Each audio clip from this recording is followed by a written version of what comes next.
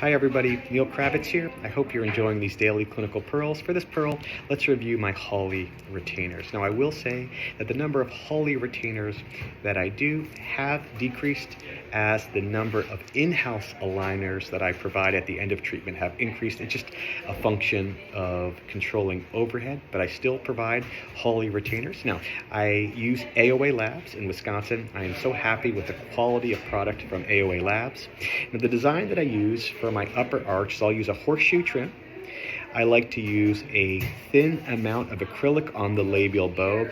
I like the acrylic. It controls the incisors, but also prevents any type of scratching on the teeth if the patient has any type of anterior restoration. And for the clasps, I like to use an Adams clasp.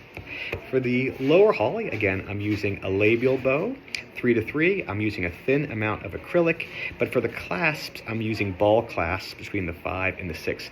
I don't like to use Adams clasps on the lower 6s. I don't like upper Adams clasps occluding with lower Adams clasps.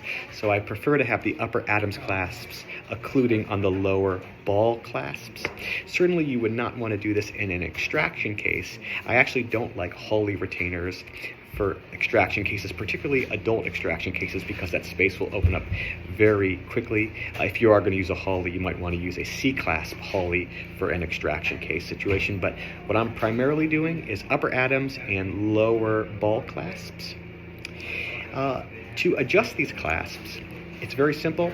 You can use a 3-prong, but all you really have to do is just bend the clasp upward, and that should be enough to snap them down. For the labial bow, you can take your 3-prong and simply activate it. You can also just simply take your fingers and bend it upward, and make sure when the patient puts in their Hawley that the labial bow isn't low on the incisors. It should split the tooth right down the middle, and that's what we're looking for a nice snap fit for the upper Hawley. For the lower Hawley retainer, again, you can bend the labial bow downward a little bit, but you might have to take your bird beak and activate that ball clasp just a little bit and tuck it in between the 5 and the 6. So there you have it. Those are my Hawley retainers by AOA Labs. Labial bow, 3-3, a thin amount of acrylic, upper Adams clasp, lower ball clasp. Let me know what you think about this pearl. Let me know what you do for your Hawley retainers.